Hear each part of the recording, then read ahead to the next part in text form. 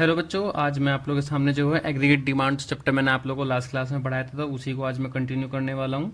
और आज जो है आज का लेक्चर नंबर 6 है। तो चैप्टर 7 है एग्रीगेट डिमांड। तो आज उसके अंदर बात करेंगे हम सेविंग फंक्शन की।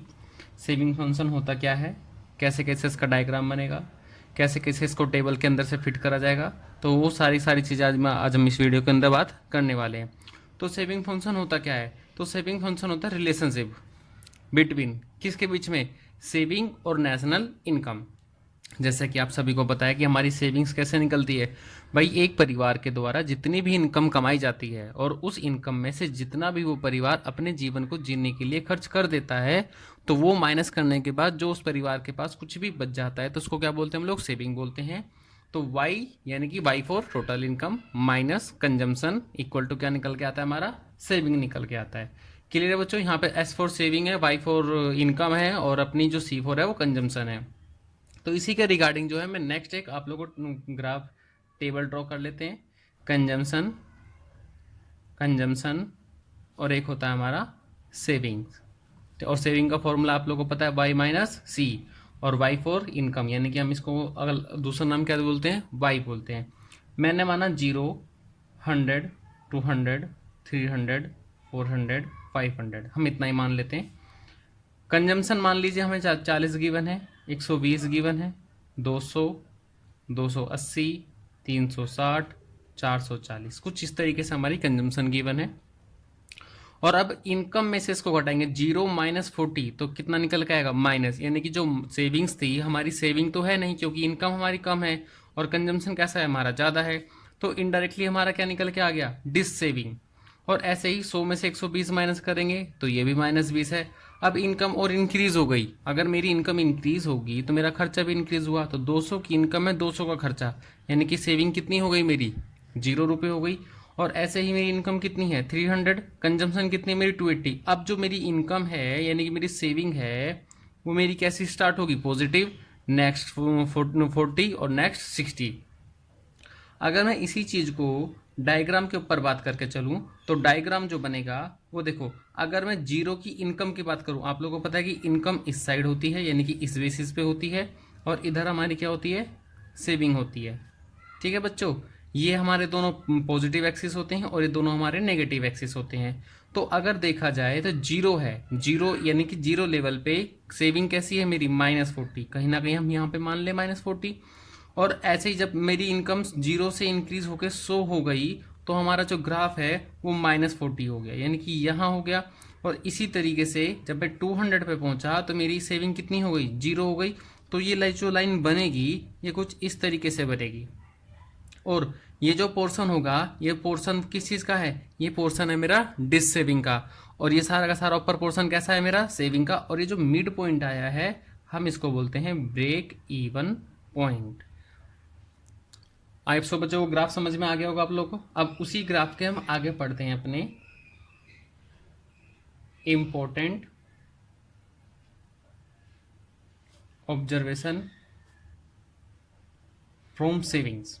ठीक है बच्चों, एंड आल्सो सेविंग कर्व, यानी कि कहाँ से स्टार्ट होता है, कैसे जाता है, कैसे नहीं जाता, तो वही चीज़ पढ़ेंगे। तो पहला पॉइंट पढ़ेंगे उसके अंदर हम लोग starting point of saving curve. जैसे कि आप लोगों को मैंने ग्राफ के अंदर बताया था कि जो सेविंग्स होती है वो माइनस से स्टार्ट होती हैं, तो जो उसका ग्राफ है वो ऑलवेज नेगेटिव यानी कि 0 से भी कम पे स्टार्ट होगा, यानी कि नेगेटिव होगा, क्योंकि हमारी इनकम 0 हो सकती है लेकिन हमारे खर्चे जो है कभी 0 नहीं होंगे।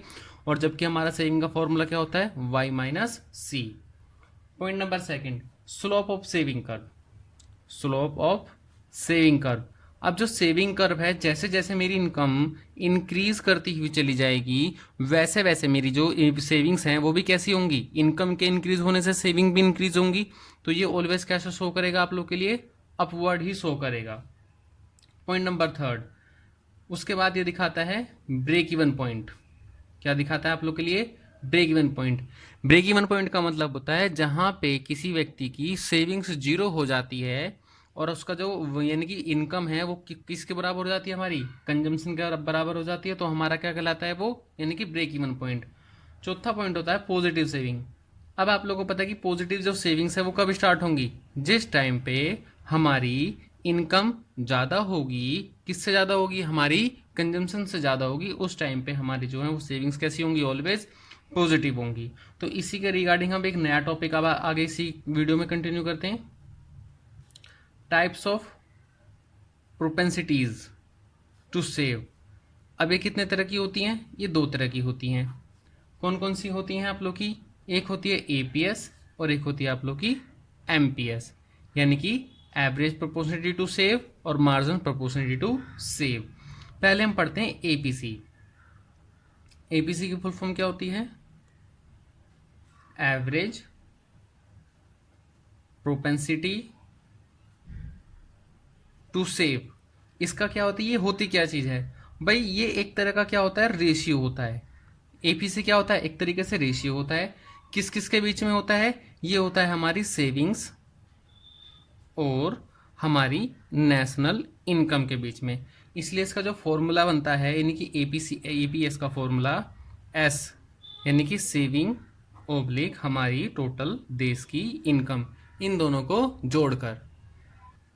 अभी मैंने बताया कि आप लोगों को एपीएस का फॉर्मूला क्या होता है, ओब्लिक एस ओब्लिक वाई। तो इसके लिए हम एक टेबल ड्रॉ करेंगे और टेबल से हम इसका फाइनल आंसर निकालेंगे। जैसे कि इनकम है 0, 100, 200, 300, 400। ऐसे ही मैंने अपनी तरफ से सेविंग भी मान ली, और सेविंग मुझे पता है कि -20 माइनस इतना 0 और इतना। ये टेबल मैंने कहाँ से उठाई, ये टेबल मैंने यहाँ से जो टेबल बनाई हुई थी वो मैंने यहीं से इसका कॉपी किया है। अब हम क्या निकालेंगे, एपीएस। एपीएस का फॉर्मूला क्या होता है, एस ओब्लिक वाई। तो इसका आंसर निकल के आएगा -20, 0 माइनस का पहले डैश निकल के आएगा, सॉरी पहले डैश निकल के आएगा, फिर माइनस का 20, फिर 0 निकल के आएगा, फिर 0.67 निकल के आएगा, और फिर 0.10 निकल के आएगा। देखो पहले हमारी तो सेविंग आइडेंटिफाई नहीं हो सकती थी, दूसरे में हमारी इनकम धीरे धीरे धीरे धीरे धीरे धीरे क्या कर रही है, इंक्रीज कर रही है। तो इसके लिए जो ग्राफ बनेगा वो ग्राफ हमारा कुछ ऐसे बनेगा, जैसे कि मैंने आपको बताया था ये दोनों नेगेटिव एक्सिस होते हैं, पॉजिटिव एक्सिस होते हैं। इसकी स्टार्टिंग जो यहाँ से स्टार्ट होगी और ये ऐसे कुछ बनेगा। और ये कौन सी साइड होती है आप लोग की, इनकम की। ये कौन सी साइड होती है आप लोग की, सेविंग की। और ये किसकी लाइन होती है आप लोग की, सेविंग की। और सेविंग की लाइन कैसी होती है आप लोग की, ऑलवेज अपवर्ड होती है। अब उसी के रिगार्डिंग जो है हम लोग इम्पोर्टेंट पॉइंट्स अबाउट एपीएस पढ़ेंगे। तो पहला पॉइंट होता है एपीएस कैन नेवर बी 1 और नॉट मोर देन 1। यानी कि हमारा एपीसी कैसा होगा, यानी कि एक एपीसी जो है हमारा कभी एक या एक से ज़्यादा नहीं होगा। दूसरा पॉइंट है एपीसी कैन बी 0, हमारा एपीसी कैसा हो सकता है, वो 0 हो सकता है।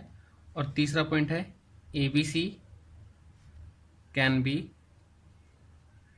नेगेटिव और लेस देन 1, यानी कि नेगेटिव भी हो सकता है, पॉजिटिव भी होगा, लेकिन कभी भी एक से ज़्यादा नहीं होगा। और फोर्थ पॉइंट आप लोग का APC rises with increase in income, यानी कि हमारी इनकम के बढ़ने के साथ हमारा एपीसी कैसा होगा, ऑलवेज इंक्रीज करेगा।